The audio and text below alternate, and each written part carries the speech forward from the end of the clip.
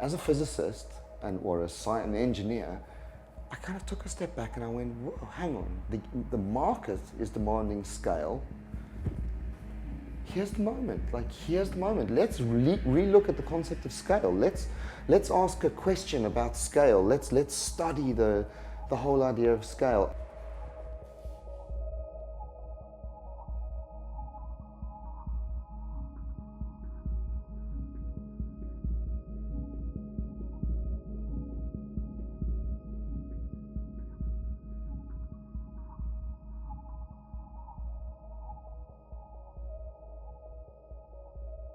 Taking a step back on this nano piece, the first, and it was probably about 10 months in production. The first aspect of it was getting a series of sculptural shots. And I won't go into the details, but an amazing muse came into my life called Yifat Davidov. And so we decided to work together on the creation of this sculpture. And so the first thing was finding an incredible laboratory to be able to capture a human in 3 dimensions in a moment of time. And so after a huge amount of research, I found this amazing laboratory, I suppose, in a warehouse in Sussex, just off the coast in the middle of nowhere, this gigantic warehouse. Go into this warehouse and there is this rig of, wow, it must have been 250 unbelievable Nikon cameras in a circle, up there, down there. Almost imagine a dome of cameras, a perfect dome of cameras, if you know what I'm saying, all rigged to be in the perfect position. So Yifat posed for these cameras and prepared for it, and suddenly all 200 cameras snap together. And then it's a long, slow process. There's this incredible Russian software around that can take hundreds of pictures, taken at every angle imaginable, and very slowly, with massive processing power, reassemble them into a 3D model of the moment that was captured. You then set out taking this data, I suppose, from all of these cameras and slowly constructing it into, I suppose the term is digital clay. Digital clay. And so on the screen you end up having this beautiful 3D construction.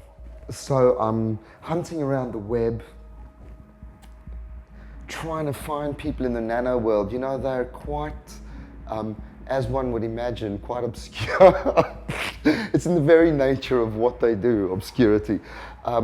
Anyway, eventually I find this academic, Dr. Stefan Hengsbach, and his partner Florian at the Karlsruhe Institute in Germany, the Karlsruhe Institute of Technology. On some little university webpage, I find his number, I phone him up, and I'm like, hello, Dr. Hengsbach, my name is Jonty Hurwitz, and I'm interested in creating the world's smallest human form. Here's my art page, I'm an artist, and I just wondered whether you'd be interested in getting involved in an art project. And so Stephanie's like, yeah, okay. I was like, okay, great. What next? So he's like, okay, well, send me your models and we'll... And next, I mean, literally within 2 days, there was a university department working on the project. I mean, it's so interesting when you bring scientists, and I've had this with all of the projects I work on, when you bring scientists into the art world, they just get so inspired and excited. And I'm so grateful to that team. I really am.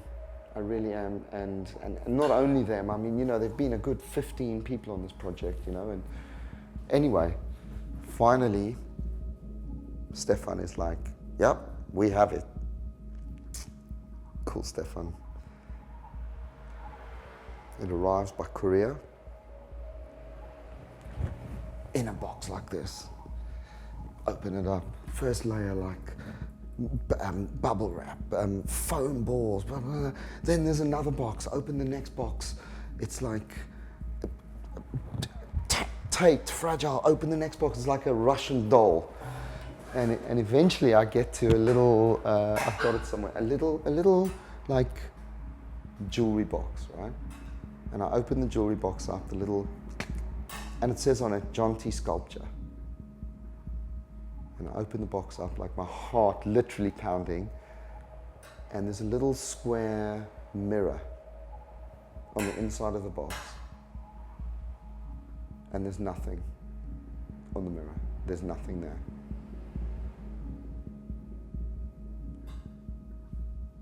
So then I'm like, okay, I don't even really know Stefan. I mean, I've been working with him for months now, right? But hang on, is this a scam? Is this a scam? I hold it up to the light, nothing on this mirror. And then it was one of those kind of lovely days, a little bit later on in the day, you know when a ray of light comes through the window and suddenly you see these dust particles and you kind of get this consciousness that the air is a dense thing. Do you know that feeling when you get that? Anyway, so I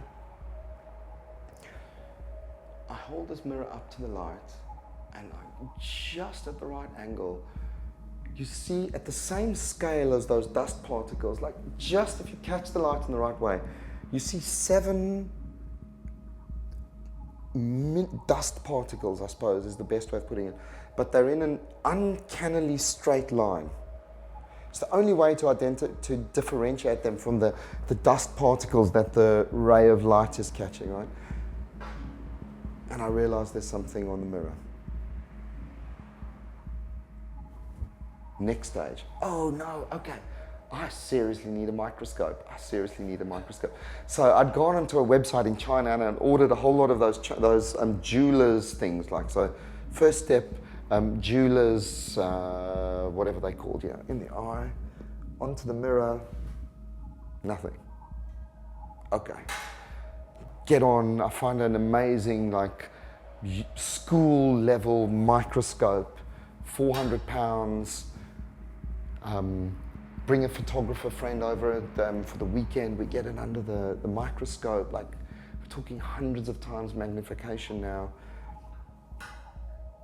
Nothing, but except that there's like 3, because you start to see dust on the mirror. There are these 7 things, and they all weirdly shaped dust particles, but the same weird shape. Like you can't really see anything, but it's starting to get a hint now in a very strong microscope, only because they're 2 sort of pieces of dust which are the same blur. It's like, whoa, hang on, that's a weird blur and that's a weird blur. They're the same weirdness, So then, it's get on the phone to every university in the UK, every provider of scanning electron microscopes, which are, I suppose, the types of microscopes that they don't even use light, they use blasts of electrons, and they're used for medical research, to see human cells. And I start searching for and contacting everybody who has a scanning. These are phenomenally expensive pieces of kit. Eventually, I find somebody who represents a company that sells unbelievable scanning electron microscopes, who is also responsible for photographing cancer cells, works with all sorts of amazing organizations. So I send him the pictures that I have from the university of these sculptures, and I say to him, look, I need these shot. He gets back to me, overexcited in a way that you very rarely come across, going, I have never in my life seen something more beautiful than this. I've spent 30 years photographing blood cells, sperm, cancer cells, all sorts of it. I have never seen anything more beautiful, and I will lend you my equipment for shows. I will do whatever you want. In return, can I please have one? So I put the phone down and I was like, I said to him, let me think about it. Let's call him Mr. G. And I was talking to a few people saying, this guy's contribution isn't big enough. You know, it's great that he's going to shoot photos, but it's not big. I mean, like, these are probably the most precious art pieces in existence. And I mean, I'm not talking on a Picasso level, but I mean, the smallest objet d'art ever created by humanity. Do you know, it's really hard to like put no. So I phone him up and I say, Mr. G, look, I would love to work with you and I desperately need your help, but I can't give these away. They're too, or even one of them, because they're too precious. They're going, you know, people need to see them. They're not really for that. He goes, okay, no, don't worry, come along. I'll shoot them. I've just got to see these creations. Sit down, Mr. G. Oh, I'm so excited to see these things. Anyway, get the piece of glass, realize it doesn't fit into the electron microscope. And so I say, one of the engineers comes in and goes, oh, I've got technology to take the corners off. Okay, just be super careful. Anyway, he comes back, the engineer, with the corners basically hacked off, I suppose. I mean, if that was technology, I don't know. But anyway, so now I look at the sculpture and I'm like, whoa, hang on. Some of the beauty has gone. But anyway, maybe that was a mistake. Maybe I've just been too impatient. And in a way, the desperation to see these nano sculptures actually made me make a bad judgment call there. So now, instead of this exquisite, perfect, square piece of glass, I've already now got a piece of glass with hacked away corners. Anyway, it fits in the electron microscope. And we spend an hour, an electron microscope is a big screen. We spend 45 minutes to an hour hunting. Like, eventually, you see this fuzzy shape, you go, whoa, hang on, that could be it. This is like 45 minutes of searching on an object that big. And zoom in, and suddenly,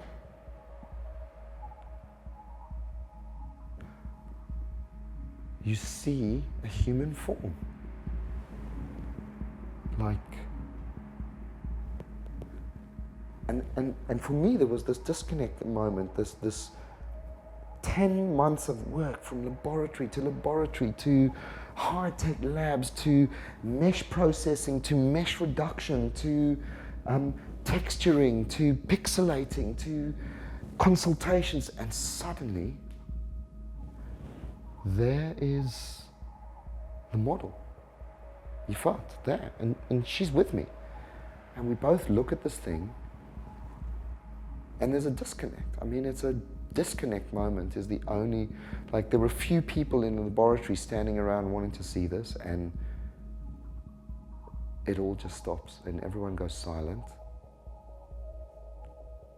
And we stare at this feat of humanity for minutes.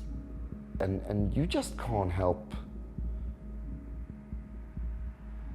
feeling very intense moments, which is why I really feel the need to create an exhibition about scale. And I want you to see that sculpture. I want you to see it, because the images that you're going to get with this film don't even begin to touch on the experience of actually having a knob and moving nothing and seeing its existence. Anyway, to get to the point of this nano story. Hours go by. Mr. G is like passionately. And eventually he wants to capture it at a different angle, because not only is this a piece of dust, but at the electron microscope level, you can move it. You can look up, down, left. And he decides he's going to tilt it. Okay. Opens the electron microscope, which is, you have to create a vacuum in order. So the sculpture's now been existing in a vacuum. Loosen out the vacuum, get air back in, open it up. I'm like getting quite tired now. It's been hours in front of the screen, and I hear, oops, oops. I'm like, my heart misses a beat, but I'm just like in denial. I thought maybe the oops was he knocked a screw or something. Very soft. Oops. There's another guy standing behind, and me, and anyway, we go, and now the glass is going back into the electron microscope at a slightly different angle. And he goes, this is going to be difficult to find, I think, at this angle. Anyway, the hunt begins.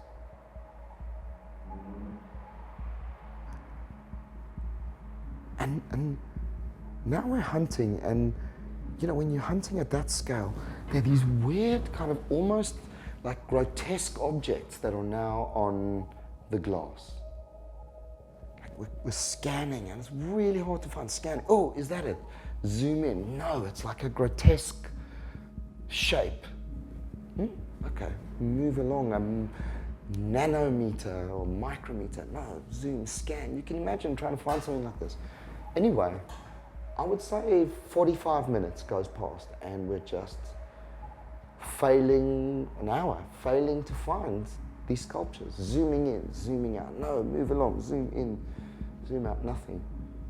Eventually I say to him, Mr. G, man, can I just see that piece of glass?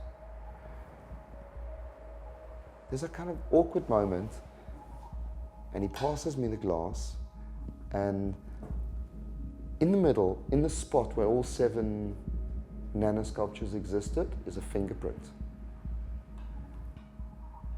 And I look at the glass, and I'm just like, I was like, dude, whose fucking fingerprint is this? Like, what is going on? Like, whose fingerprint is it? So he's like, it's mine.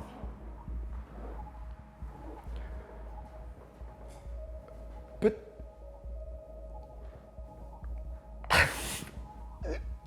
you've spent your whole life like working with nano things. Like, how did that happen? And he's in a sort of shock, I suppose. He's in shock as well.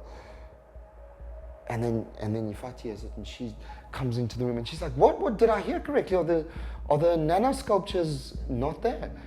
So she turns to Mr. G. She goes, "Where are they?" He goes, "Well, they're possibly on my finger." And it's just like, okay, they are lost. I've just lost the 7. I've just lost the absolute edge of what humanity is capable of. I've just lost these nanos. I've lost them. They are lost. Like, your first instinct when you lose things is to look. I'm like, it was kind of, well, but maybe it's like, they're gone. They're lost. They're gone. And so all I've got are the images and that piece of glass which has got damaged now because we've been searching for it, but that piece of glass with the fingerprint of Mr. G. And so we come back to trust. Trust me. They were there. So the next morning, I woke up with a start, first of all. I mean, it was like, I've just lost in my mind anyway, like 7 of the most precious things ever made. In my opinion, and you judge for yourselves. I've just lost 7 of the most precious things ever made. And obviously I'd spoken to all the various team members who were involved, saying, guys, I've lost them, you know, like they're gone. And anyway, so I opened my eyes, and the first one was of panic. And suddenly the beauty of this story came to me. And so suddenly I realized with this nano sculpture, because that suddenly it had developed a story. Suddenly it had taken on a life of its own, a kind of narrative, which was always lacking with the sculpture. You know, a few times while I was making this, I always have this issue with my art, talking to people in the art world, critics or whatever, going, okay, so that's great that the smallest sculpture in existence is being created, but what is it? What's the story? And suddenly I woke up going, this sculpture has created its own story. Like it's created a story about human desire. It's created a story of tragedy. It's created a story of humor. I mean, I've told the story to a few people that have fallen on the floor in hysterics.